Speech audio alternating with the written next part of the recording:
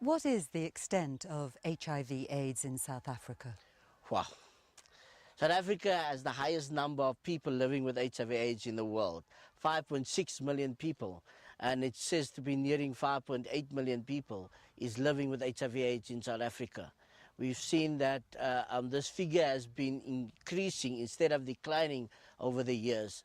We have some good figures around in the Western Cape around peer education and HIV education that has dropped the teenage pregnancy rate in schools, but we've also seen that the increase in the stats every year in certain provinces, which is quite disturbing in a sense, with all the education that's going on TV, radio, and by organizations such as ourselves. Why are the figures increasing? Well, it's quite difficult to tell you because there's so many factors that influences the increase in contracting HIV, and one chief amongst it is poverty. I think poverty is the underlying factor that people have to eat. There's food shortages, there is a high unemployment rate, and because people don't have access to work, access to basic needs, sex probably is one of the only enjoyments people may have in some poor communities, and the use of condoms is in some cultures is not really acceptable, and so that has increased also the infection rate among certain communities. And in remote communities, remote communities such as these, where your access is limited, access to healthcare, access to, at least here, the local chief, with the help of the local community leaders, has endeavored that there be a primary school and a high school. And this morning as we drove, we see people walking from far villages to come to these schools in this area. At least access is difficult. A normal car won't survive a year, and that's why you need a good transport such as the Land Rover I'm sitting on in order to access the hilly countries, the hilly areas of this. Now we're bordering Lesotho, which is a hilly country, and so any access to the neighborhoods is needed by a good vehicle that can access these roads and the big holes that we have in our... But you have been working without a vehicle. How difficult has your work been on foot? Yes, our volunteers and our facilitators have been walking the roads, up the hills, up the mountains, down the valleys for a number of years now. I mean, and it's so slow to get there.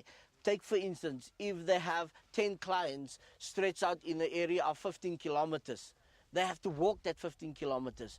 And getting from patient to patient takes them the whole day. Where in town, accessing 10 to 15 people will take them 2, 3 to 5 hours. For them, it's the whole day. They come home when it's dark. They leave home when it's dark. And a vehicle would make it so much easier to reach, especially medication, from the clinics to the clients, and in emergency care, taking somebody to a clinic to get their medication is so important. Do your volunteers carry medication at the moment? At the moment we try not to, because it's a dangerous, as I told you, we have some people that would rob for medication. So we try that people themselves access it. In extreme cases, the clinic would dispense if somebody is very ill. So dispense the medication, and then the senior volunteer, or we call a facilitator, would then take the medication and make sure that the person get it. But it's difficult because from the clinic to the persons, it's far. And sometimes they have to use their own transport money to get there and to get back. And so we try not to encourage that. But in extreme cases, it does happen. How can you do your work without transport in an area as remote as this, with impassable roads in many cases?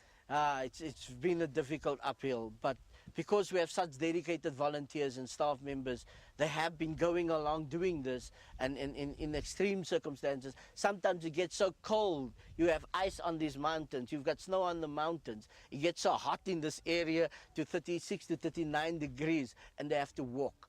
And so, yeah, it has been a difficult time. We had a vehicle before that was a vehicle that we had to rent through the previous project, but it became too expensive, like 4,500 Rand a month.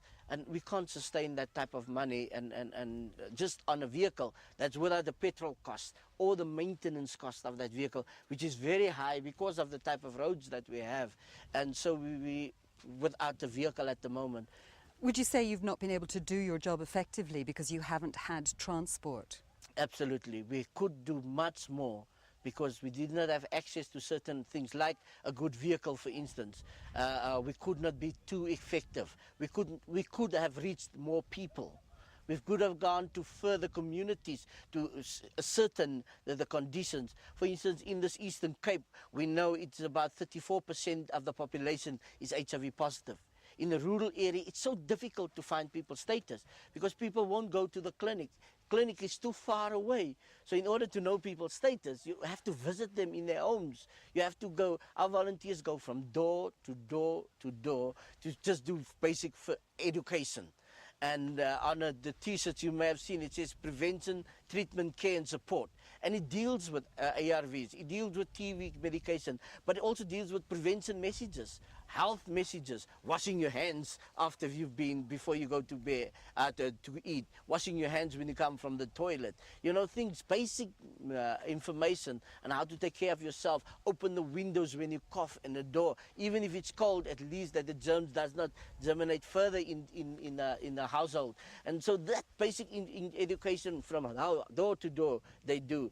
And so a vehicle would really make access to these areas much easier and much quicker. I just think in the morning, 10 volunteers could be dropped in various areas to do that areas and picked up again in the afternoon.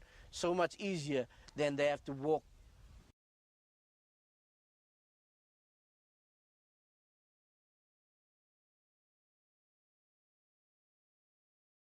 How has the Red Cross helped you? Red Cross o thusitse jwang? Red Cross o nthusitse haholo ka diva, a nthusa le ka grocery, a mpha dijo gore ke je hobane ke lapa haholo, a nthusa ka dijo ka ja, thusa le bana ba malome wa ka ba na le dintho tsa ho hlapa ba di fumana ho Red Cross. Red Cross helped the family a lot. It helped me with the food parcels. It helped me with clothes, cosmetics, even for the clothes for the orphans, because here in the house there is many orphans for my uncle. So Red Cross is taking care of them. Your uncle died from AIDS, is that right? Malome wa hao o ile a hlokahala ke lefu lena la HIV.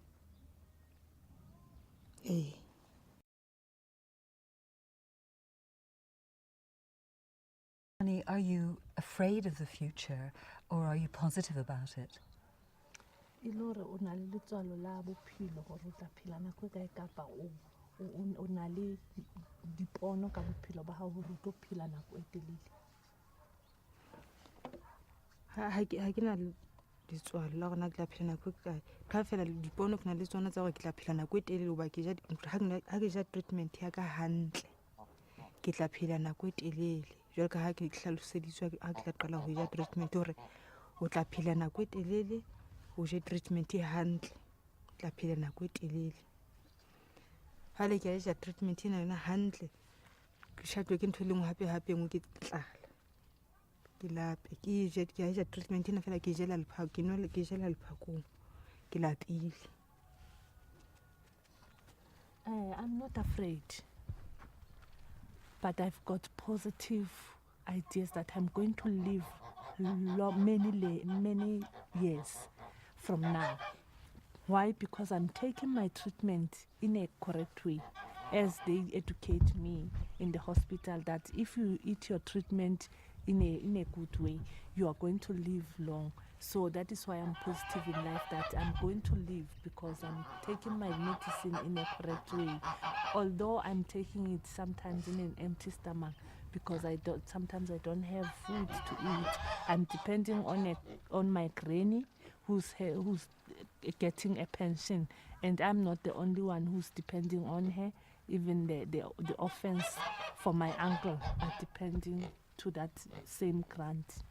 That's the problem, the only problem that I have that made me afraid.